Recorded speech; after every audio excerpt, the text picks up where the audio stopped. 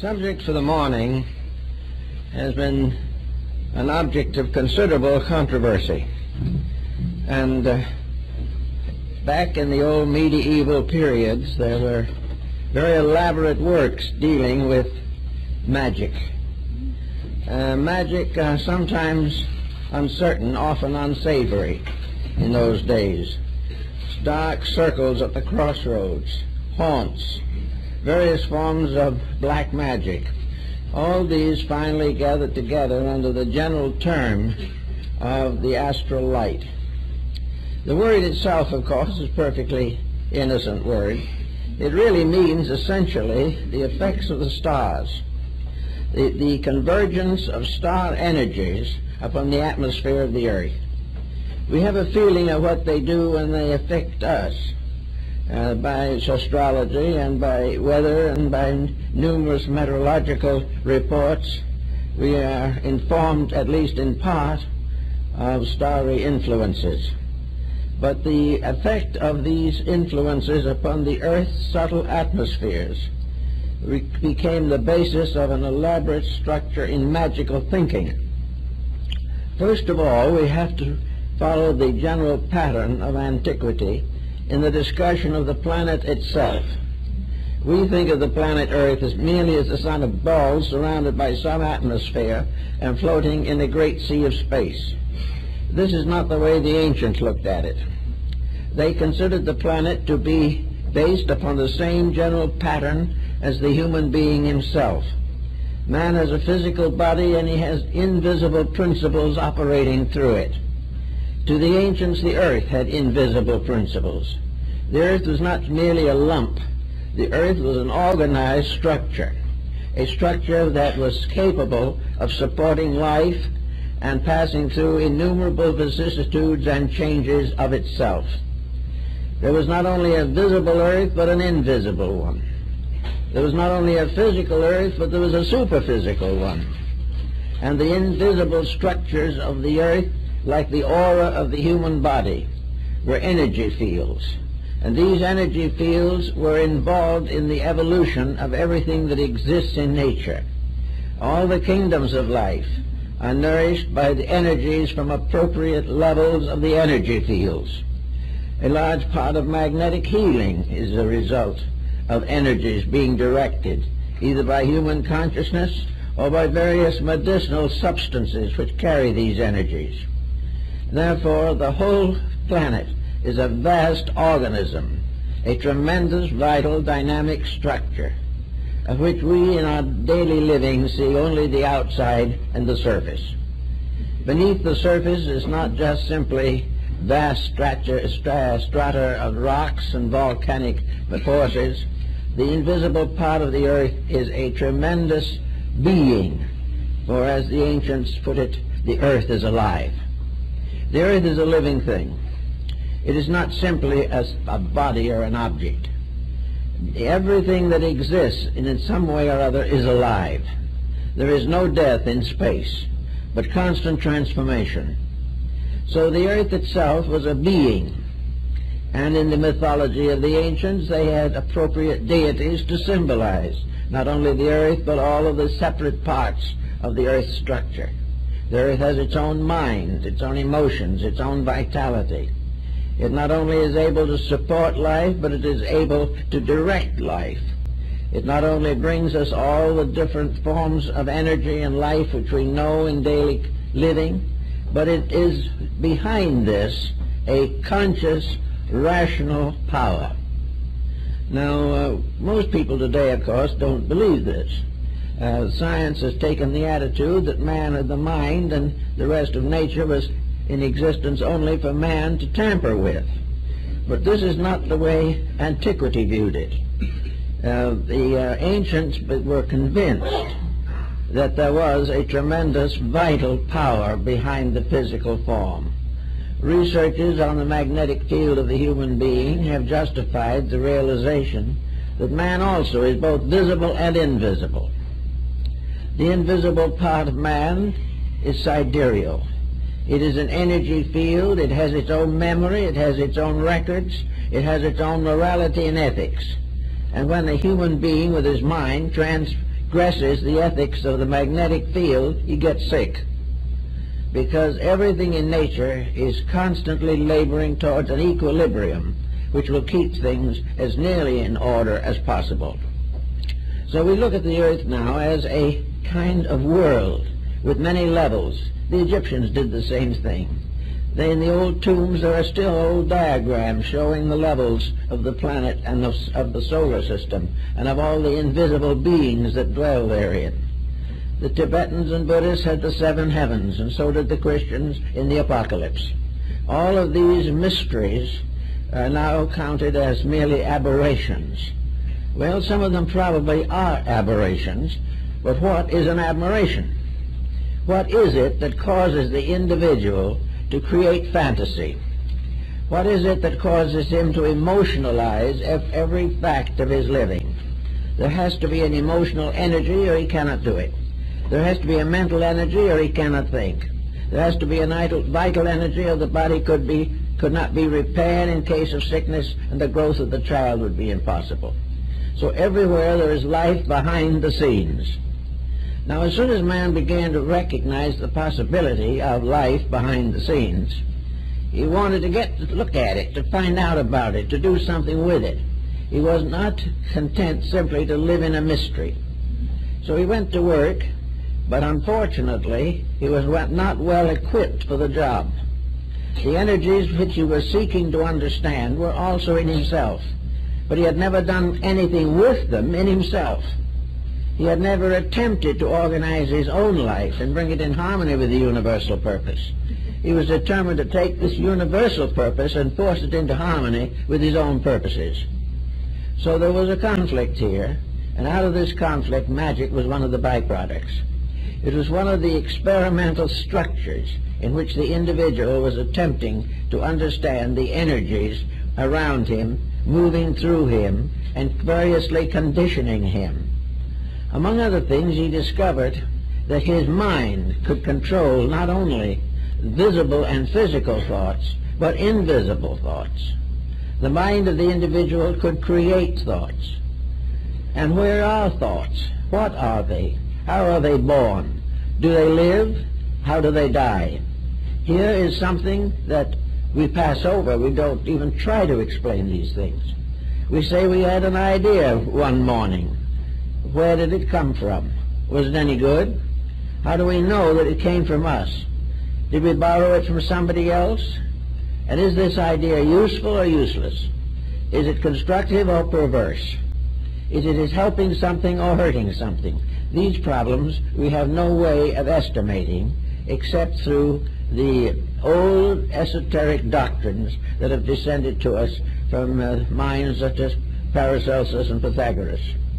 The ancients definitely believed that the individual had a field of energy around him which could and did affect his life, that he also could poison this field with his own thinking, that he could destroy himself, and that phenomena such as drug addiction and alcoholism are aspects of the perversion of energies, that they are the sickening of the field of the imagination that surrounds the body. So we have a problem that goes back to the dawn of time as to what is imagination, how does it work, and is there a solid structure there, and how can we direct it, or how does it direct us? All this was part of ceremonial magic, became involved in the Kabbalah, and has more lately taken its place in metaphysical psychology. All of these elements, therefore, must be brought down to some level where we can use them, where we can find out what they're doing to us or what we are doing to them. At the present moment, the astral light is largely the product of what we have done to it. This field is a kind of field of the ghost world. It is the field of the invisible, but in a sense bound to the visible form of life. The Egyptians knew this ghost or phantom world. They also equated it with sleep and dreams, and believed in many cases, and perhaps correctly, that the dream life of the individual is not a mere fantasy. It is a fantasizing of something else. Anyway, we find in modern thinking there has come out of it all a kind of concept of magic. The magic of accomplishing certain purposes by dramatic intensities of the will. With magic also has come an absolutely necessary correlative, and that is ritual. Now, the Indian on the reservation here in the Southwest is a good example of a primitive magic lingering on through time. An Indian finds a little pebble. It is a nice little pebble. He puts it away to keep, but the pebble is still a pebble. But later he finds another pebble, which he likes, and he puts it side by side with the first one. He likes the combination, so he ties a thread around it and put a feather in one end, and it isn't two little rocks anymore. It is now a fetish. Now, a fetish is something that has magic power, a combination of things that is not ordinary. Things in their ordinary states are not fetishes, but when they are put into an extraordinary relationship with themselves or each other, then they gain magical influence. And the two little stones that would have done nothing in their natural state suddenly may have the power of life and death in the mind of the Indian who has created a fetish from them. This is another aspect of the same thing as the so-called ghost and dance and mask rites of ancient peoples. We have an exhibit in the library here now of the sacred masks of the Southwest American Indians. The Indian is perfectly aware of the fact that the mask is made by himself. He is perfectly aware of the fact that when he is wearing it, he is still himself. But when he combines the mask with himself, something happens. While he is wearing this mask, the astral light has stepped into his consciousness. Magic. He is no longer simply a member of the tribe. He is now some kind of a strange being conjured up by sorcery, conjured up by imagination, by ritual, rite, and symbol. Therefore, the Indian, I've been up to where they put these dances on once a year, and a young Indian, for instance, with a mask, will be approached by his own family, his wife, his mother. But when he is wearing the mask, they will pray to him as a god. The moment he takes it off, he's back on earth. But in the midst of ritual, of magic, of transformation, something happens. Eliphas Levi, the French transcendentalist, says that these things are creatures of the astral light. There is something that is not really imaginary, and yet is. Something that gains a new dimension. In spite of the strange fantasy of it, we realize that this type of thing has been in religion since the beginning. One of the most common forms of this in religion is the relic. Something that belonged to a venerated person. Something that has healing power because it belonged at one time to the body of a saint or something of this nature. These things are extensions, and like the healings of various Christian mystical shrines, like St. Anne de Beaupré in Canada, or Lourdes, this place is magical. It is magic because a strange story has been built up around it. This story transforms the commonplace into magic. Magic of ritual, magic of sacred accounts, legends, lore, and all these things suddenly transform objects of common usage into things extremely uncommon, things possessing strange and secret powers. Now, where do these powers come from? In the sense they must come from believing. If you did not believe in them, they would not exist. But what is it in the person that by believing can change his entire life? What is it that when an individual, for instance, is converted to a religion, that this conversion in words, the laying on of hands, or some symbolical ritual, suddenly transforms him? He has ceased to be a sinner and is becoming a saint. Some strange healing takes place from a source difficult to analyze. All these different mysteries seem to belong to an invisible realm that is very close to us, and which under certain conditions becomes available to us, a realm which perhaps we contact in sleep, in dreams, in nightmares, in trance, and under psychic pressures, as through a medium or something of this nature. There is some mysterious contact which suddenly changes the commonplace, that makes us believe things that in our more sober moments we would not believe. But whether they are sober moments or not, when they happen, even the skeptic is profoundly influenced. There is something around us that the ancients knew that changed things. And this probably came originally from the belief that the spirits of the ancestors remained close, and that the old tribal chief who had passed on still guarded his tribe. He also got unhappy if the tribe broke the rules.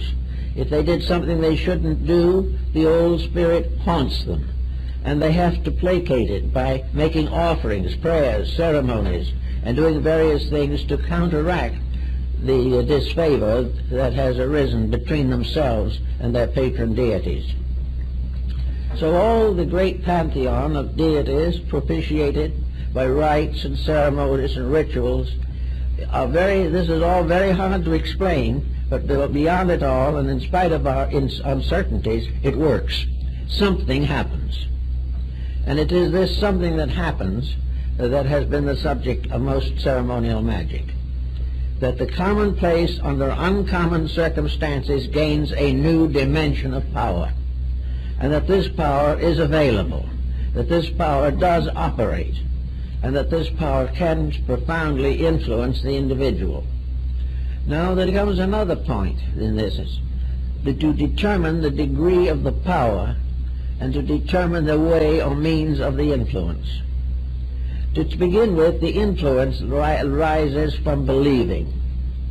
Believing is something which leaves a person open to the unfamiliar and also makes possible the miracle. Without believing, the miracle is virtually impossible.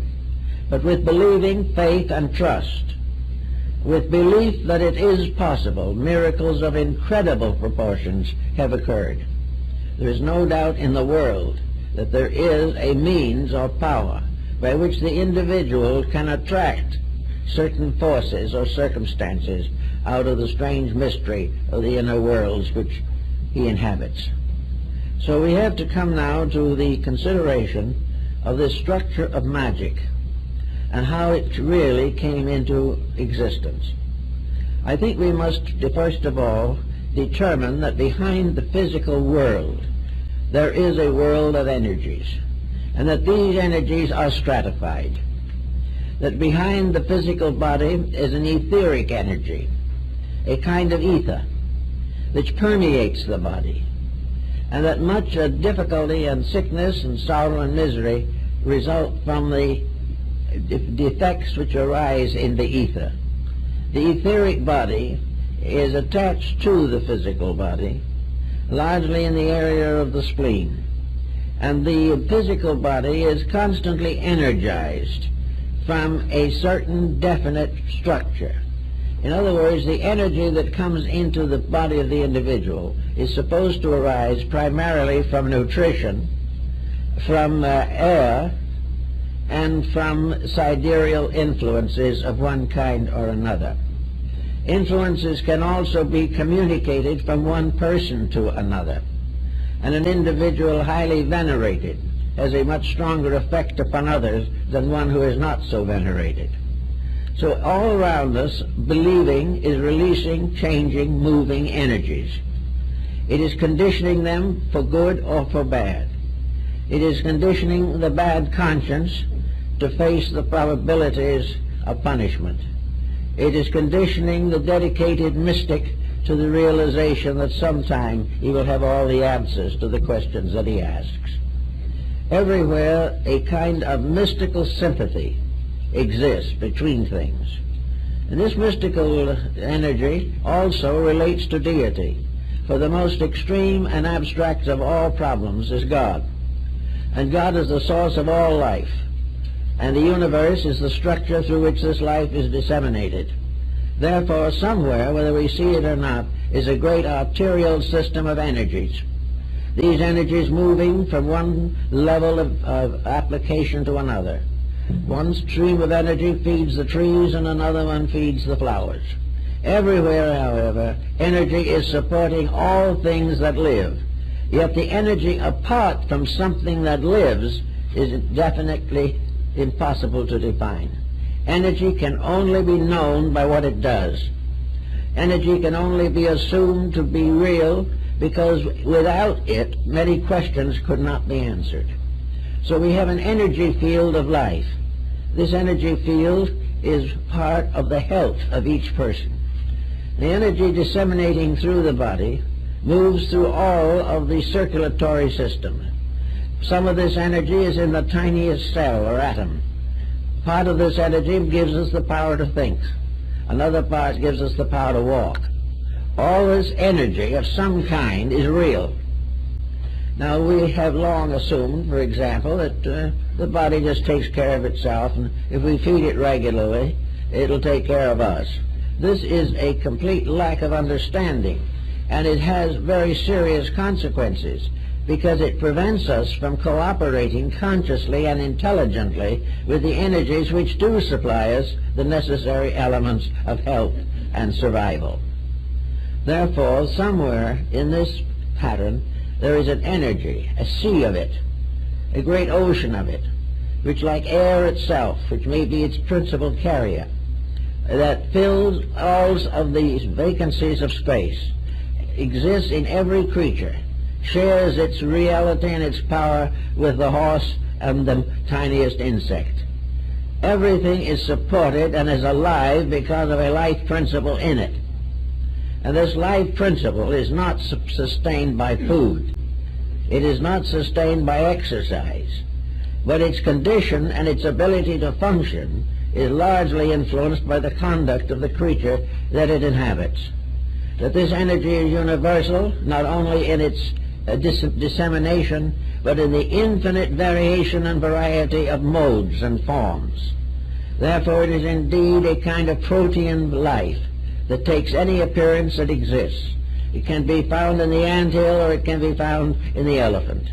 Everything that lives off of this energy, and in everything this energy is exactly adapted to the needs of that thing.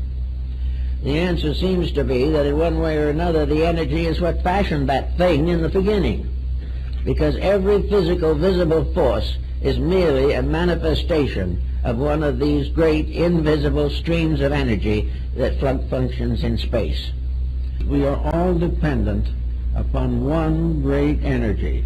Call it God, call it nature, call it life, call it reality or being, but it is one great energy.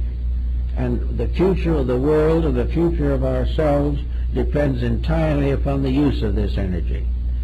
To the ancients, who did not know what to call it or how to use it, really, they called it the astral light.